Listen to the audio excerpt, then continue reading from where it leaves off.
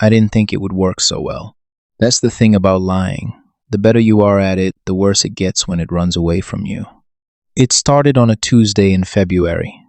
Sitting alone, watching other people's lives on my phone, something cold moving through me, not sadness. More like the suspicion that if I stopped existing, the world would close over me like water and leave no mark. I had the technical ability. Marcus from high school had the weakest password I'd ever seen. I wrote the post myself. It is with devastating sadness that I share the news of Daniel's passing. Vague on details. A car accident. Sudden. I scheduled it for 11 p.m. and went to bed. By morning, I had 200 notifications. I read every one. My college roommate, Dan, was one of the good ones. My ex, Clara, who I had specifically, shamefully wondered about. 3 separate comments. The last one ending with, "I never told him what he meant to me, and I have to live with that now." My boss, who'd passed me over for promotion twice.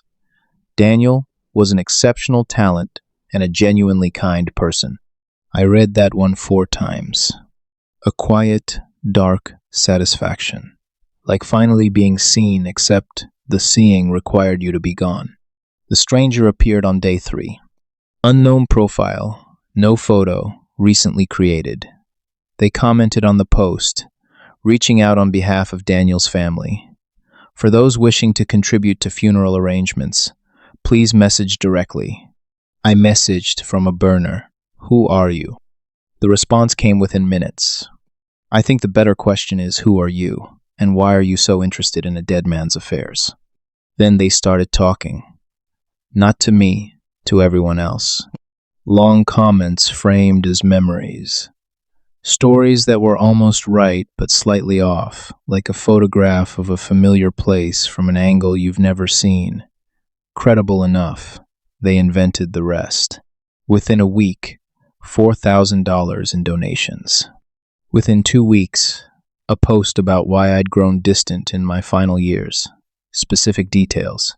Things I'd never told anyone. Things I barely admitted to myself. I don't know how they knew. I don't know if they actually knew or guessed so accurately it amounts to the same thing. I can't come back. That's the trap I built, and it's perfect the way only self-made traps can be. If I reappear, a fake death, a hacked account, the donations. Clara finds out her grief was a performance for an audience of 1. And the stranger loses their leverage, which means they'll use everything they have before I surface. The posts keep coming. My life, told by someone who wasn't there, getting more detailed every week.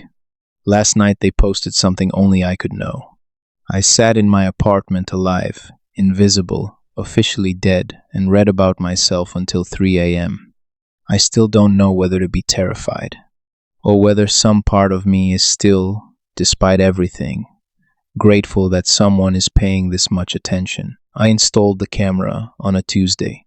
Small thing, magnetic base, clips to the top of the refrigerator facing outward, motion activated, night vision, saves to a local SD card. I'd bought it months ago for something else and never used it. When I found droppings behind the toaster, I figured, finally, a purpose. I almost didn't check the footage the next morning. I wish I hadn't. The timestamp read 3:04 a.m. The kitchen was dark, except for the refrigerator light spilling out. I'd left the door open, apparently, and there I was, standing in front of it in the shirt I'd gone to bed in, barefoot on the tile, holding the packet of ground beef I'd bought for dinner and never used. I watched myself eat it, methodically, without urgency, pulling pieces directly from the packaging. The night vision gave everything that pale green tint that makes ordinary things look clinical. Wrong. I looked comfortable. That was the part that stayed with me. Not confused, not sleepwalking vacant, comfortable. Like this was just a thing I did. Then, and I've rewound this part more times than I should have, I looked up, directly at the camera, held eye contact with the lens for 3, maybe 4 seconds, and smiled. Not a sleepy, accidental smile.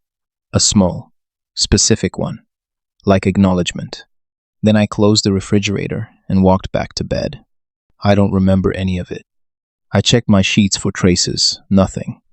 Checked the packaging in the trash. Empty. The way I'd apparently left it. The timeline was clean. 3:04 to 3:09. 5 minutes.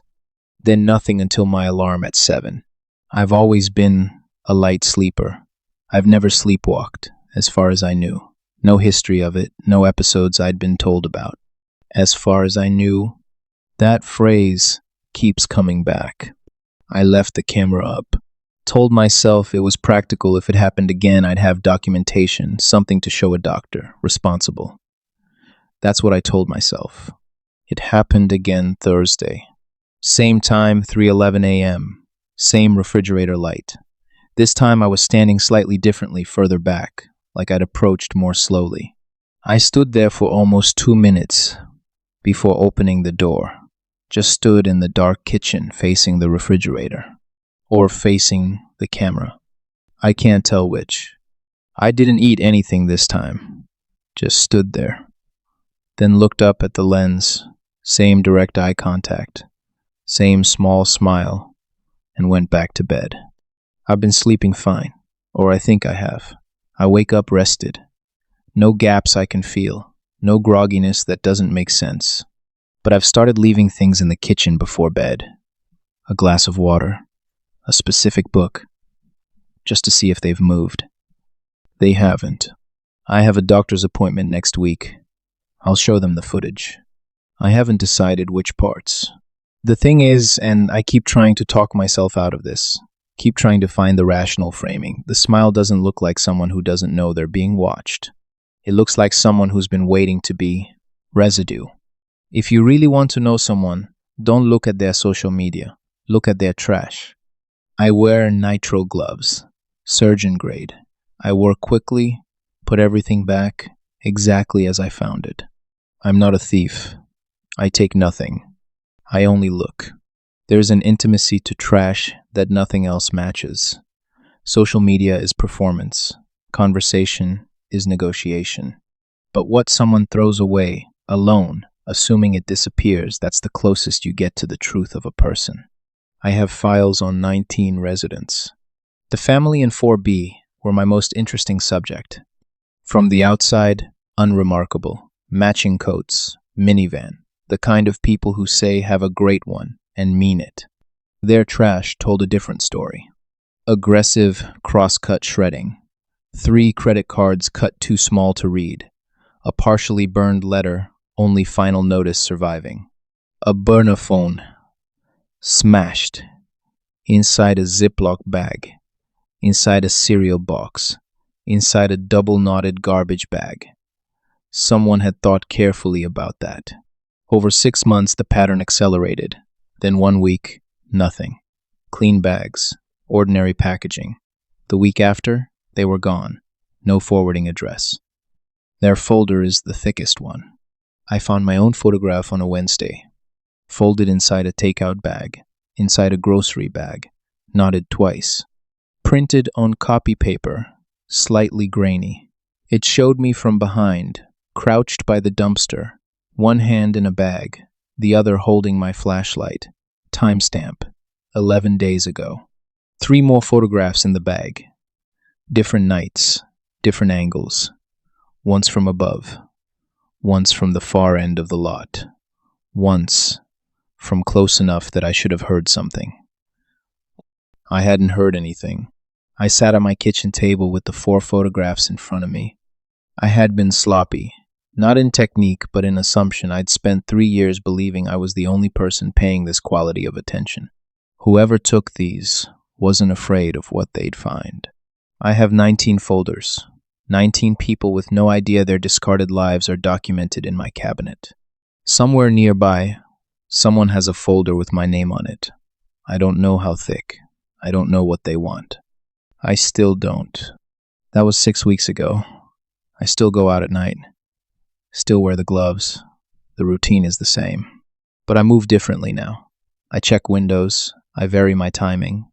Last Tuesday, I found a takeout bag knotted twice. I stood there with my gloved hand on the knot for a long time. Then, I put it back and went inside. I haven't decided yet whether that was wisdom, or fear. I'm not sure there's a difference anymore.